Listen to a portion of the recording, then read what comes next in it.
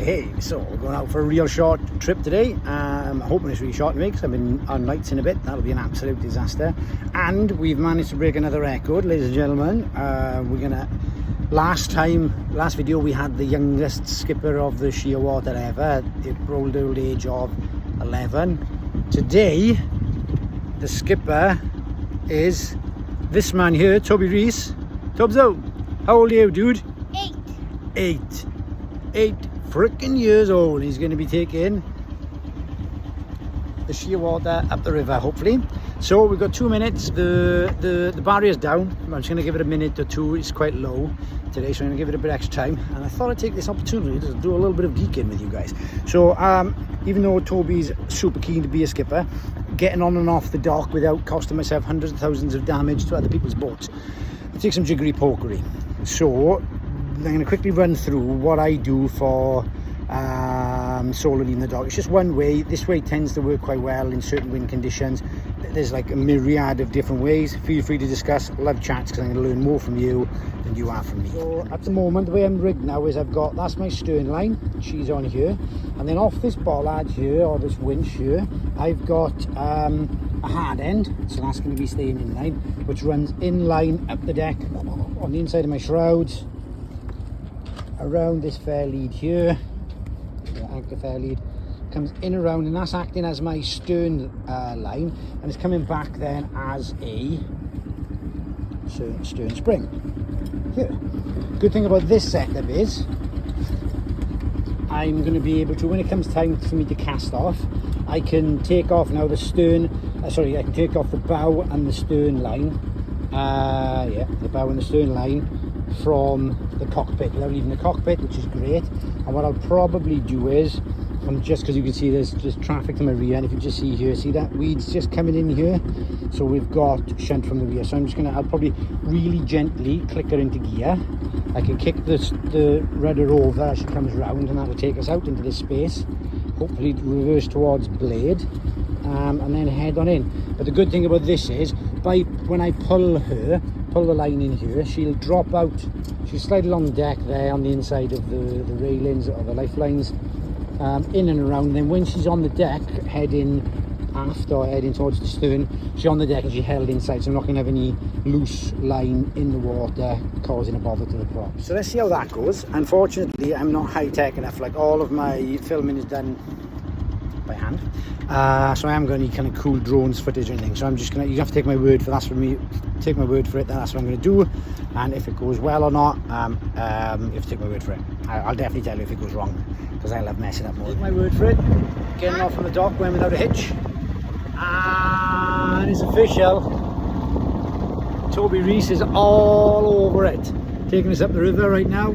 So we were going to just go and do a bunch of turns, but we've got traffic coming up behind us. Don't want to confuse them too much in this tight space. So I think Toby can take us right up the river, I reckon, and see if we got time to get up and out into the sea, and then we'll turn around and head back in. We don't think we're going to have time to put sails up today, because we've got loads of stuff to do.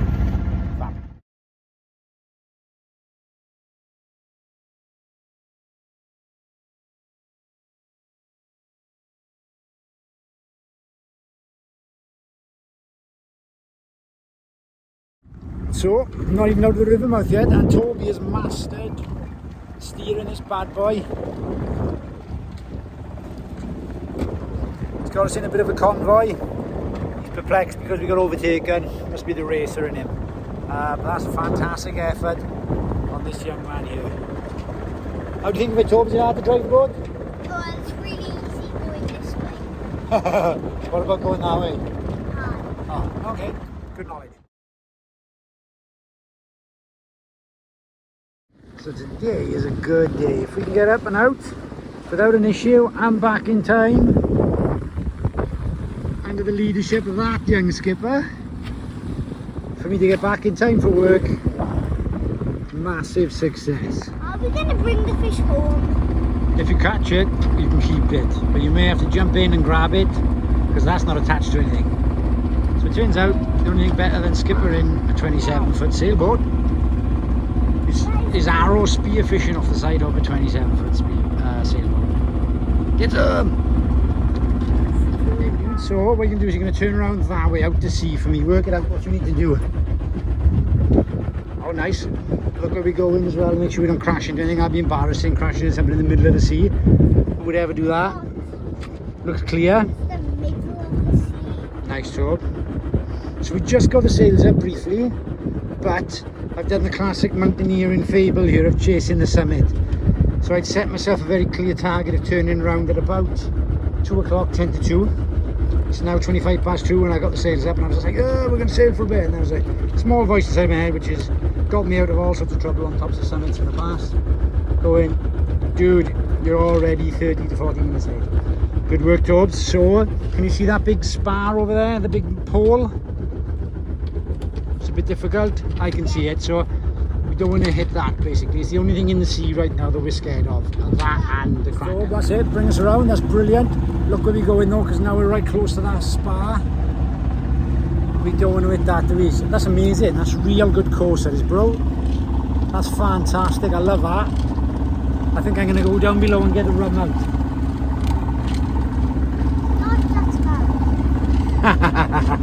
Without much of a hit mishap, like I say, it overstayed the plan a little bit. We're coming on the dock here and the wind's blowing us off the dock, which is interesting. This is always my super nervous time, this is coming back in, even though mine's probably the easiest one in the whole marina to get to. Let's see how we go. So the plan is we're gonna, as we go through those two stanchions, we're gonna pretty much turn our engine to idle and see where the drift does and position ourselves up to get in and on the dock.